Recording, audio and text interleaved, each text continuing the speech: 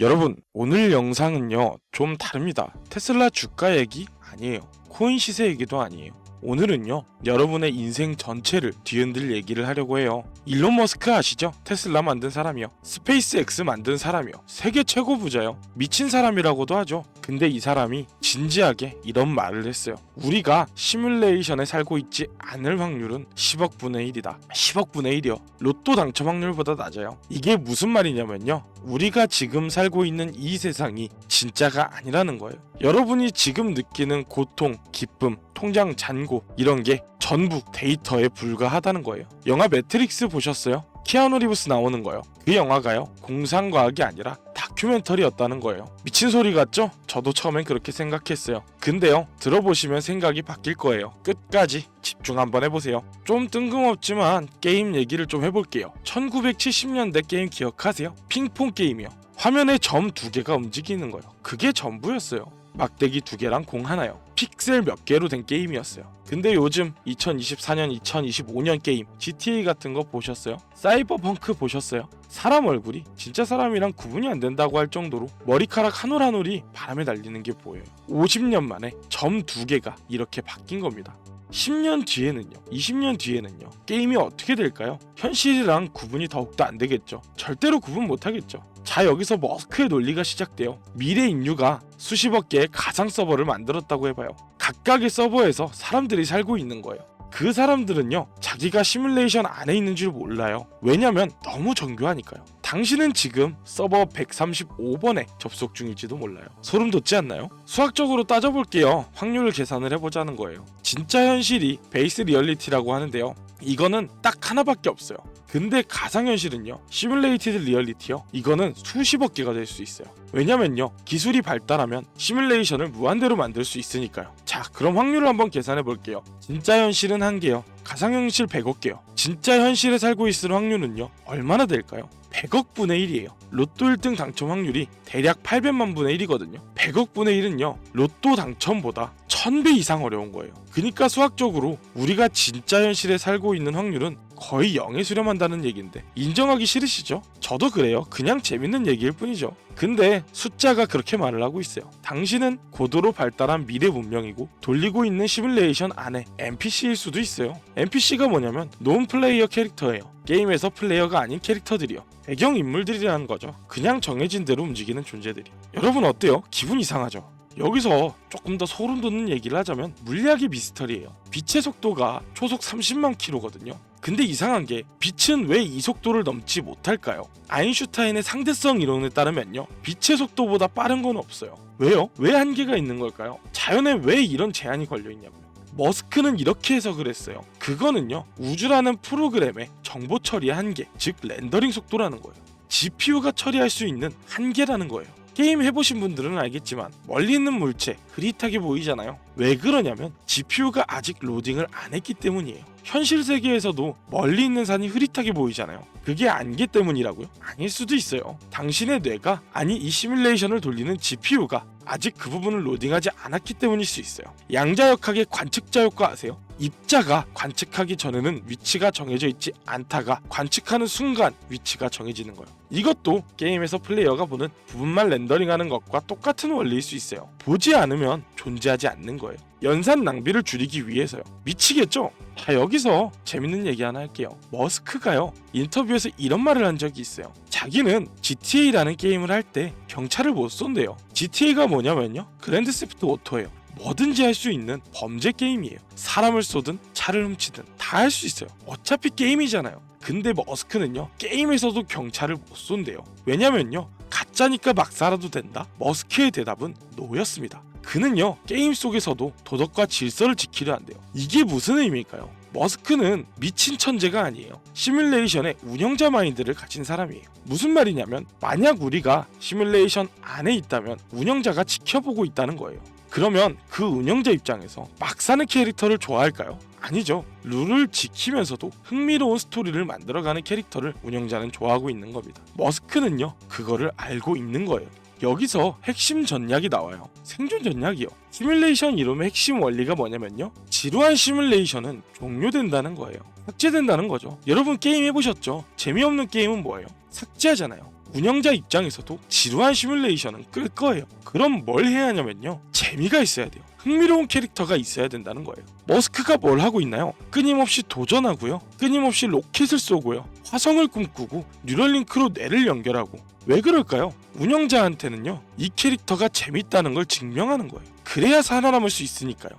여러분 생각해보세요. 매일 똑같이요, 출근하고 퇴근하고 TV 보고 잠자고, 이걸 반복하는 캐릭터가 있어요. 운영자는 이 캐릭터를 계속 돌릴까요? 지루하잖아요. 삭제할 수도 있잖아요. 무서운 얘기죠? 자, 여기서 철학적인 얘기까지 한번 꺼내볼게요. 장 보드리아르라는 철학자가 있었어요. 프랑스 사람이에요. 이 사람이 한 말이 있습니다. 하이퍼 리얼리티. 무슨 말이냐면요, 이제는 모사가 원본을 대체했다는 거예요. 예를 들어볼게요. 인스타그램의 필터 속 얼굴 진짜 얼굴인가요? 거울 속 얼굴이 진짜 얼굴인가요? 어느 게 진짜예요? 사람들은 인스타 필터 속 자기 얼굴이 더 진짜라고 느낀대요. 거울 속 얼굴은 뭔가 이상하다고 느껴진대요. 원본과 복사본의 경계가 무너진 거예요. 우리는 이미 모사가요, 원본을 대체한 세상에 살고 있습니다. 머스크의 말은 어쩌면 미친 소리가 아닐 수 있는 거예요. 현대 문명의 본질을 꿰뚫는 통찰일 수가 있는 겁니다. 생각해보세요. 여러분이 보는 뉴스 진짜예요. 여러분이 믿는 정보 진짜예요. 원본이 뭔지 아무도 몰라요. 이미 가상이 현실을 지배하고 있는 겁니다. 여기서 여러분들한테 중요한 질문 드려볼게요. 여러분은요, NPC로 살 건가요? 아니면 플레이어로 각성할 건가요?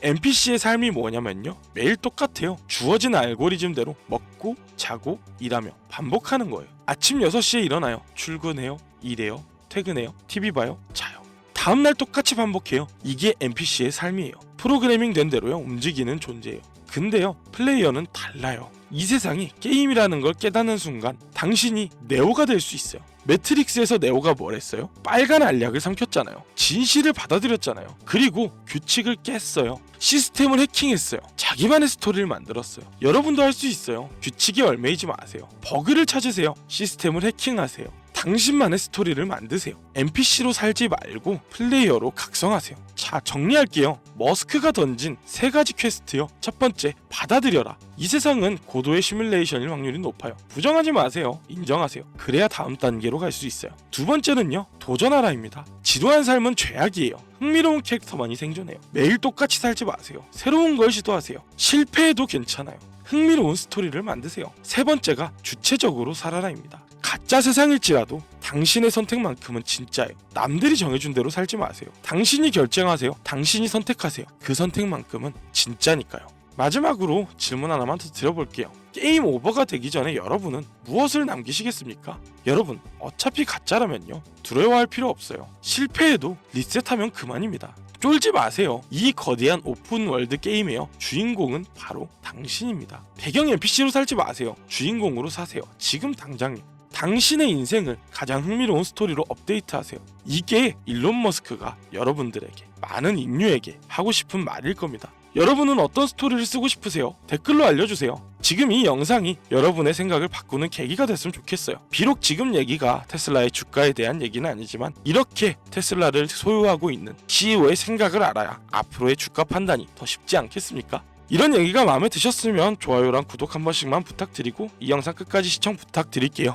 여기까지가 현재 상황이었습니다. 지금까지 현재 시황이랑 실적, 밸류에이션을 한번 분석해 봤는데요. 근데 투자에서 진짜 중요한 건 이런 과거와 현재가 아닙니다. 진짜 중요한 건 바로 과거와 현재를 통해 미래를 알아야 하는 거죠. 앞으로 어떻게 될 것인가입니다. 이게 제일 중요하지 않나요? 그래서 이제부터는 중장기 성장 시나리오와 그걸 위한 전제 조건과 리스크까지 한번 분석해 보도록 하겠습니다. 테슬라의 중장기 전망은 크게 2가지 시나리오로 갈리는데요. 첫 번째 시나리오는 바로 완만한 우상향을 그리는 시나리오입니다. 두 번째 시나리오는 강한 재평가를 받는 시나리오가 있죠. 이 2가지 시나리오에 공통점이 하나 있는데요. 바로 테슬라를 단순한 EV 기업이 아니라 에너지, 자율주행, 로봇까지 포함한 종합기술 기업으로 본다는 건데요. 차이점은 뭐냐면 얼마나 빨리, 얼마나 크게 숫자로 검증이 되느냐, 이거입니다. 자, 그럼 첫 번째 시나리오부터 한번 볼게요. 전기차와 에너지, 완만한 우상향을 그리는 시나리오입니다. 전기차 성장률은 현재 둔화되어 있죠. 저가 모델과 원가 절감으로 어떻게든 점유율 방어는 하고 있습니다.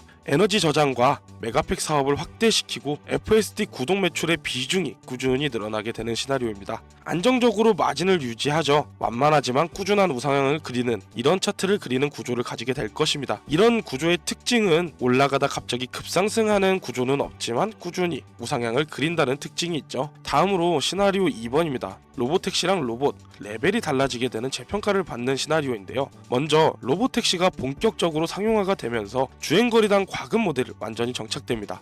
그리고 휴머노이드 로봇이 공장과 물류의 인건비를 완벽하게 대체한다는 시나리오인데요. 이렇게 될 경우 EV의 에너지, 모빌리티, 로봇까지 다 합쳐진 플랫폼이 되는 겁니다. 이렇게 되면 기존의 자동차 밸류를 뛰어넘는 새로운 멀티플을 부여받을 수 있는 가능성이 생기면서 주가가 완전히 다른 레벨로 올라가 버리는 거죠. 근데 이 두 가지 시나리오에서 제일 중요한 게 뭐냐면 시간만으로는 절대 오지 않는다는 거예요. 테슬라는 언젠가 오른다. 이게 가장 위험한 한 줄 요약인데요. 성장 시나리오에는 전제 조건이 있어요. 첫 번째, 기술적 병목을 해결해야 합니다. 그리고 수익 구조를 개선해야 하고요. 규제를 통과해서 빠르게 사업화를 시켜야 합니다. 이 조건들이 충족되지 않는다면 이 두 가지 시나리오 자체가 무너질 수가 있는 거예요. 그냥 기다린다고 오르는 게 아니라 조건이 충족돼야만 오르는 겁니다. 그러면 어떤 과제들이 있는지 하나씩 살펴볼게요. 첫 번째 과제, 바로 전기차의 가격 전쟁 속에서 마진을 회복해야 합니다. 지금까지 테슬라가 뭘 했습니까?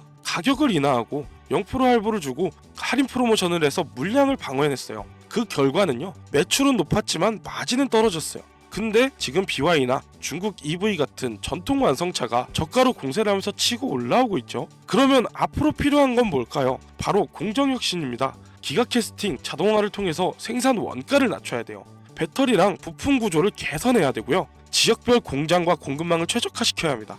단순히 마진을 떨구는 게 아니라 원가 자체를 구조적으로 낮춰서 마진을 지키면서 파는 겁니다. 그러고 두 번째로 해결해야 될 과제가 뭐냐면요, FSD와 로보택시, 이게 지금 현재 스토리로만 있거든요. 이거를 현금률일 수 있는 구조로 바꿔줘야 됩니다. 현재 어떤가요? FSD는 구독을 확대하고 베타 테스트에 진행 중에 있지만 꾸준히 나오는 두 가지 문제, 안정성과 규제 이슈가 나오죠. 이 두 가지가 해결되기 위한 필수 조건은요, 사람보다 안전하다는 데이터로 증명을 해야 돼요. 규제 기관에서 단계적으로 승인을 해줘야 되고요. 수익성이 있다는 걸 증명해내야 합니다. 이게 실패하면 어떨까요? 자율주행 프리미엄이 축소가 되겠죠. 그러면서 테슬라는 전통 자동차 밸류로 압축받을 수 있는 위험이 있어요. 지금 테슬라 주가는 FSD 프리미엄이 진짜 많이 상당 부분 반영이 되어 있는데요. 이게 무너지면 주가도 같이 무너질 수가 있다는 거죠.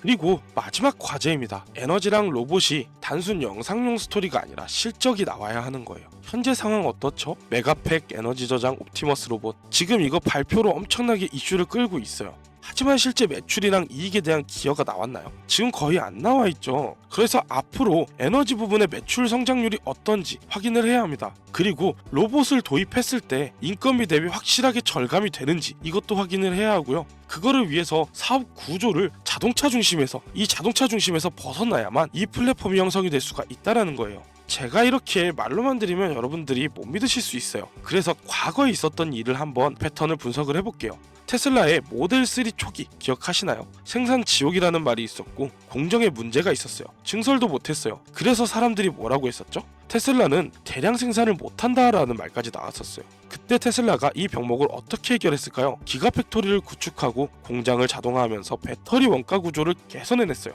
그러면서 생산이 안정화되면서 수익성도 회복을 했었죠. 그 결과는 주가의 레벨이 말도 안 되게 바뀌었어요. 지금의 자율주행, 에너지, 로봇도 마찬가지인 거예요. 똑같이 이 병목을 뚫느냐 못 뚫느냐의 싸움인 거고 역사는 반복될 겁니다.